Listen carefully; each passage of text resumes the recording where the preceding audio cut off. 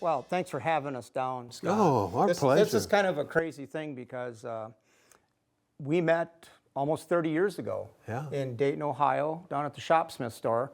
I was doing a demo for General Finishes, and you were in the other room doing a demo, obviously, on the Mark V or whatever.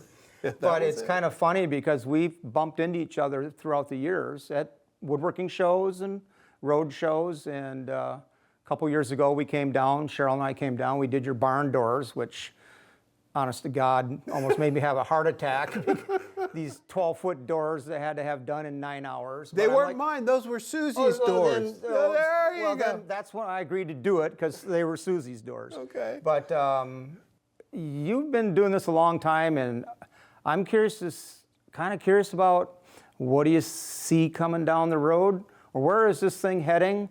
Good question. You know, you got to remember, woodworking's been around since the time of man. Absolutely. Right? We've had to have it. It goes all the way back in history to the Egyptian tombs, the coffins. I mean, that's some advanced woodworking. And that was over 4,000 years ago. So woodworking is in our souls. It's who we are as a culture. It produces, here's a challenge for everybody.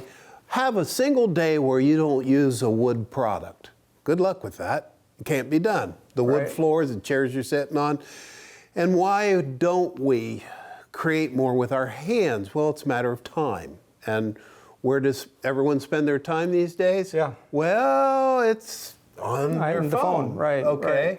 And so the challenge is turn off that phone for half the time that you normally have it on, and use some of that time for whatever it is that floats your boat.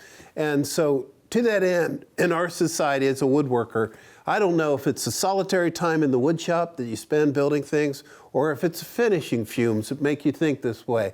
But I guarantee you one thing, you reflect. And I looked at society and people, the number one question I get around the country, well, what's happened to woodworking in the schools? Okay, in the high schools, in the junior high schools.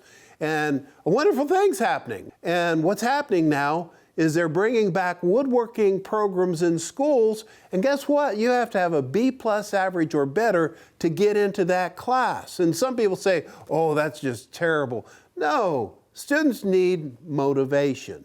And the motivation to get that B or better is, I want to build something. That tells me that the future generation is connecting again with something we lost because of screen time. Yeah, I think what's happening, two things. The advent of the internet and YouTube and Instagram has allowed a lot of people who maybe wouldn't have never gotten into woodworking watch a short clip video and say, oh, I like to do that. And they pick it up and they do it. We found during COVID, a lot of people were home. They had no options. And a lot of them got into making stuff. And our sales just skyrocketed, which kind of caught us off guard, because we thought everybody was just home, not working. But moving forward, it's the younger generation that's really, I think, making this business expand, because they're coming into it. That means that they got to buy sanders and saws and tools. Finishing is something you don't have to be a woodworker to be a finisher. Right. And finishing is different than woodworking. You know, you're a master woodworker, I'm not. But I can build something, but I know how to put a finish on. So I get the call from the master woodworker that'll say this, I love woodworking, I hate finishing. And they're two different things. So I tell people that the finishes have advanced just like computer technology, cell phone technology over the last 10, 15 years.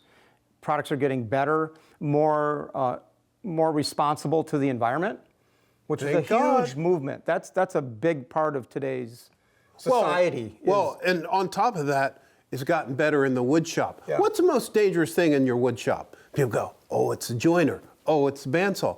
No, it's not. It's a finish that you read the label and it says will cause brain damage.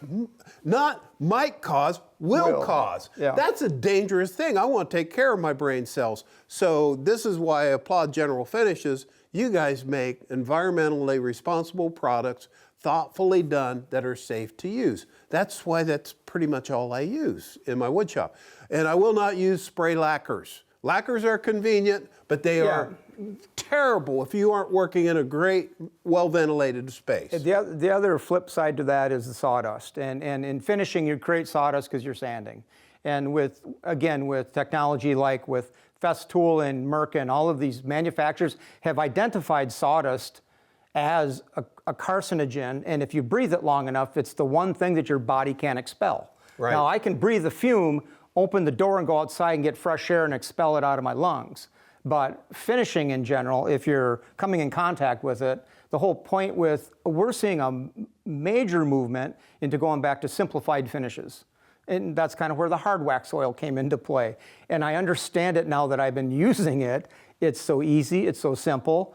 And I don't need to have all of the bells and whistles of a spray booth and all that other, which I have, and I love it, and I'll never give it up. But it's secular and it's changing. We talked today at lunch. What are you afraid of next? And I said AI, only because I don't think we understand it enough to know how it's going to affect us. But it probably already is. We're just not aware of it. Oh, we're aware of it. With the phones and with the computer and programming and YouTube and all of these things. But woodworking in general is as long as I can have a piece of wood and I could grab a can of wax or a can of oil, I could be left alone and I could produce something. Right. To me, that's a good feeling. Why do I do woodworking? It's in me. I have to do it. I like to create things. And everybody has their own individual passion, whatever it is. Mine also happens to be downhill skiing. That's my number one thing that I do. And I can still go for it. I mean, I'll be down the mountain with the best of them. And I love that connection with nature. And so the big thing I have going on with the American Woodshop, sometimes trolls will say, well, yeah, you're using wood. Yeah, I'm planting trees too. And how many trees are you planting? I've planted thousands of trees, okay? I've started a nonprofit to do just that in our community. And I'm not even close to slowing down. That's what I'm going to be doing for the next 30 years. I'm 68 now. I'm going to blow right past 100. And people go, oh, you can't say that. I just did. Just ask Susie. She knows that if I put my mind to something, I'm going to do it. Okay? And here's the other thing. Are you going to get on? This is out of Josie Wales quote. Oh, the movie Josie Wales. Movie. Okay, and so here's Josie, and he's talking to the Indian chief. And what's the chief say to him? Why are you here? And Josie said, well, I needed to know if we had to get on with living or get on with dying. It's in your choice. And that's what it is every day for everybody. Are you going to live? Or are you going to die? I named my daughter after Josie Wales. Really? Her name's Josie. Oh, See? Get on with it. So all those people out there, if you're sitting on the fence and you're saying, should I buy that, whatever it is, if you're going to use it to make something, the answer is yes. Buy it because you'll use it. And the other thing is, on your screen, you can Google instructions on how to use all this stuff, but please work safely. Woodworker all my life. Been doing it now since I was 11. Okay, 68 now. Got my fingers, I'm keeping them. You will too if you use your safety equipment the right way. It really bugs me when people take the guards off of their tools. Come on. They're a tool like anything else that you have to learn to use. Work safely, don't get hurt. And so with your finishes, thank you. They don't chase me out of the shop. You know, I don't have a spray booth. So when I spray, it's always thoughtfully done. HVLP with the water-based finishes, something that isn't going to be noxious if I inhale it. And with sawdust, by the way, none of it's good for you. So wear an N95 dust mask when you're sanding, please, and have a good dust extractor going. And the Festool, in my opinion, have that covered 10 ways come Sunday. Right. The new battery-powered stuff is just phenomenal. So, Tom, over the years, you and I keep bumping into each other, and it's always fun. And you and I think a lot alike. Your logo is a Bigfoot. I just so happen to have been in Utah on a mountain when my dogs and we have pictures, saw something that no one can explain, including me. I don't know what it was. It wasn't a bear. So when I told Tom that and I sent him the picture, he was like, oh my gosh, that's the real deal. I still don't know what it was. And that's the mystery of life. And in a real way, whenever I pick up a board and I look at it and I'm selecting the grain and I'm looking at the beauty of that grain, because that's a piece of figured cherry, it's just like, whew, you know, you can go to a lot of art galleries and not see something that draws you in that much. So it's the surprise of wood that keeps drawing me back. And that's why I have a huge barn behind me that was built in 1840, filled with nothing but wood. That has been a source of contention with my wife because it's just like, why do you need all this wood? Do you have an answer for that? I don't. If I had more room, I'd have more wood. Well, there you have it.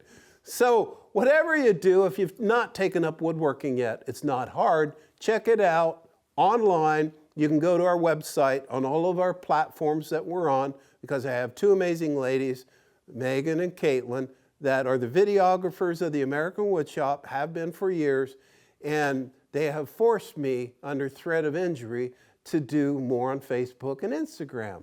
And they're right. I'm sharing good ideas there. And how can people check your work out? Generalfinishes.com, we probably have one of the most progressive video libraries for just basically product knowledge and how to apply products. Our whole company as a mission, though, is we quickly realize, though, you have to educate the public. Sure. This is a hard thing to do, is educating the public. So we found out that through proper video and good information off the website that can be downloaded, the videos, but also it's just a matter of we just really want people to understand this isn't brain surgery. Anybody can do it. You just, like you said earlier, you just got to take that first step. And once they start, people will call up and say, I finished my first project, now I'm moving on to my second one. So well, it's a good thing. Every project is a skill builder. Yeah. And geez, I guess this boils down to one thing. What sort of life are you going to choose to live? One where you're free and you're challenging yourself to really do more and to grow as a spirit in this universe?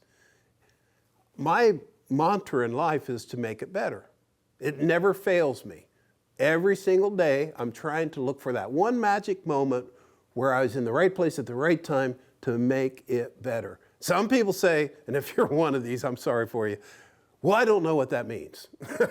Yeah, you do. You just don't want to do it. Well, what's up with that? Come on, get out there, make it better every day, whatever you do. Thank you, Thomas. I agree. Yeah, good stuff.